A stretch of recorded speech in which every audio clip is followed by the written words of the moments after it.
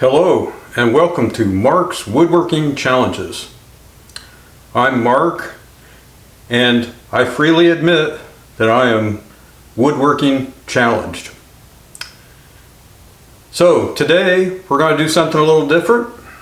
It's a video that I've wanted to do for quite some time. The topic of today's video is boring tools, aka drills. What I'd like to do today is give a quick survey of the various types of drills. Not going to do a deep dive. I'm probably not the best person for that, but I am a big fan of hand operated drills, and I think they actually deserve more consideration for the average woodworker. So today I'll just we're going to go through them in order. What I'm going to do is give you sort of a quick review of what each tool is like. I'm going to tell you what I think about it. It's a personal, subjective opinion, and your mileage may vary, as they say. And then I think I've over the course of using these things, I think I've found, for me, there are a couple of critical success factors, and we're going to go into those and review them at the end. So the categories for today are push drills, egg beaters, the venerable egg beaters that everybody knows about, brace drills, Archimedes drills, and breast drills. So without further ado, let's get started. Category number one, push drills.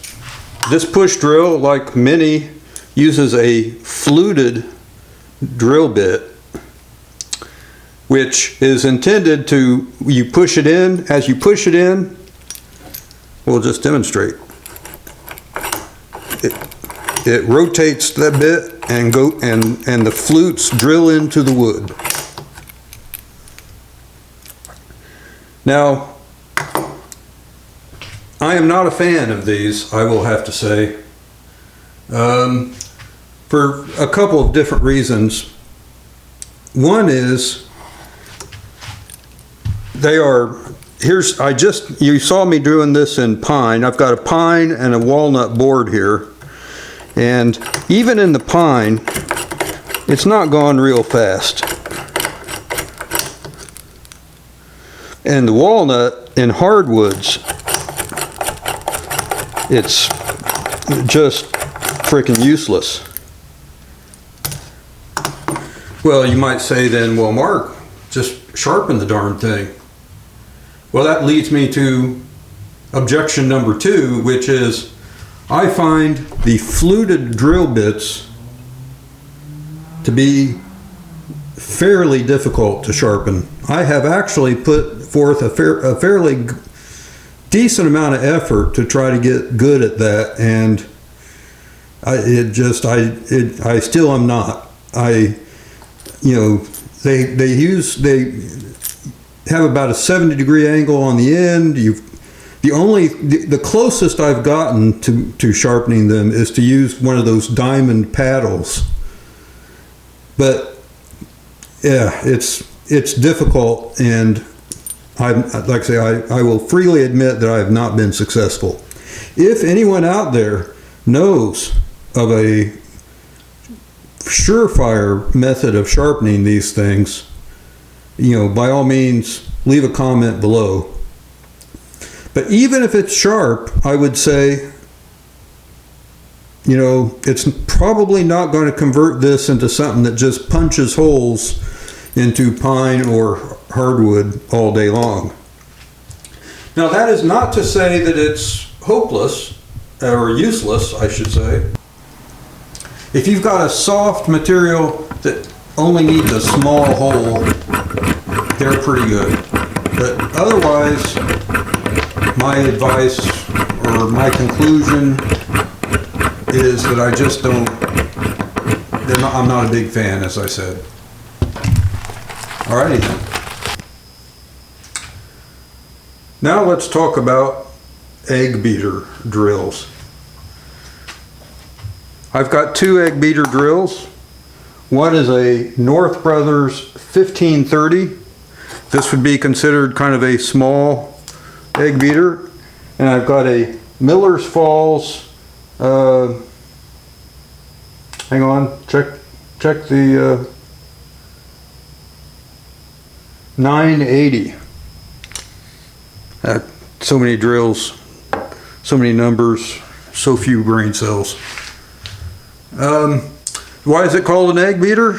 Because and probably no one has these anymore, but in your kitchen you had a hand device that would beat the eggs to make an omelet or whatever, and it operated exactly like this.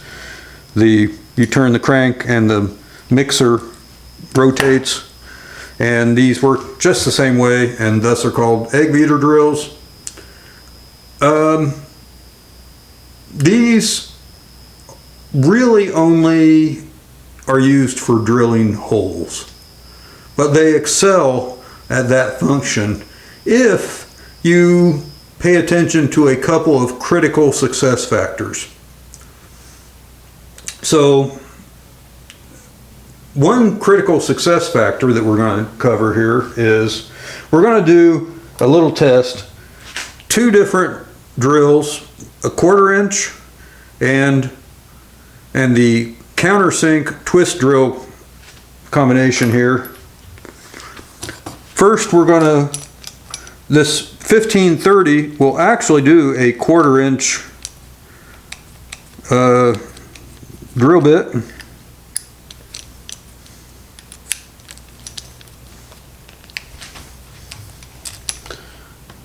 And so here we go.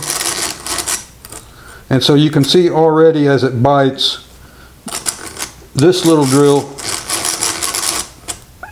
just, you know, it would do it if that was all you had, that would drill the hole. But that little drill just doesn't have enough torque to do that. Now let's put it in the big drill.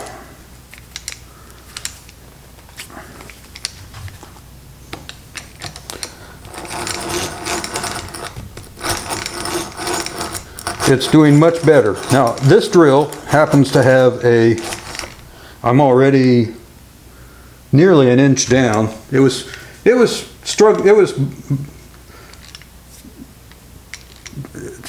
little bit less smooth there. This drill has 2 speeds. So I believe, and you turn this little knob. Okay. And that's the slow speed. Now that'll have all the torque that you'd ever want. Go slower, of course, but it'll just keep plowing as long as you keep cranking. Likewise, it'll work just fine in the walnut.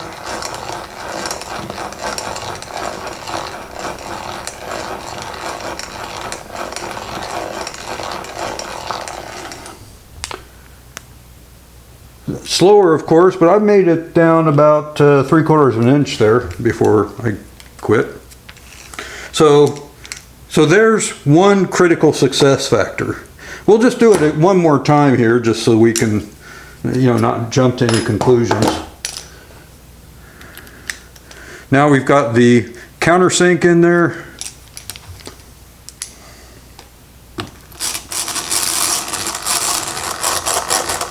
Fine, it's fine for the drill part, but the countersink is a bit rough in the pine.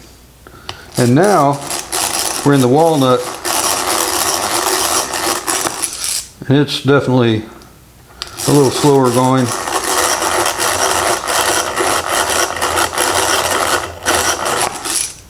Yeah, it works okay. There's less, you know, the twist drill part will work regardless, and the countersink works fine and for the small amount that you have to do with it. Now we'll do the 980. Find an empty spot, and it just goes like lightning.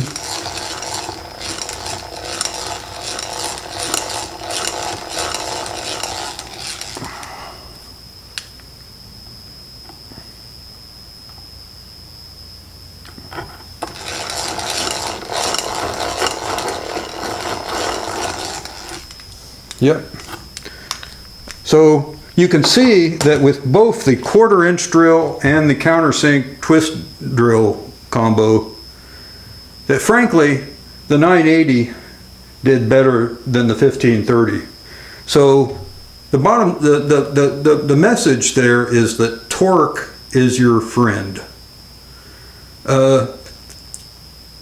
It's easier, what I like to say is, it's easier to slack off a drill with a lot of torque, i.e. to not use all the torque that's available. It's easier to do that than to need more torque when you're already at the limit that the drill can provide.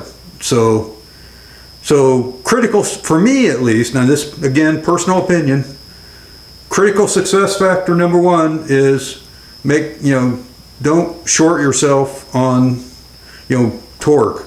If you've got a choice between the little guy and the big guy, go for the big guy. And the only other thing I want to say about egg beater drills, and it's also true of the brace drills that will be coming up in just a minute. The nice thing is when you're drilling with a hand drill, you've got loads of control over the depth of cut. It's not to say that you can't accidentally drill too deep or blow out the other side of the workpiece and make a hole in your nice smooth surface. It's possible, but it's an advantage of using a hand-powered drill that you have so much control over the depth of cut. Okay, that's all I'm going to say about egg beaters.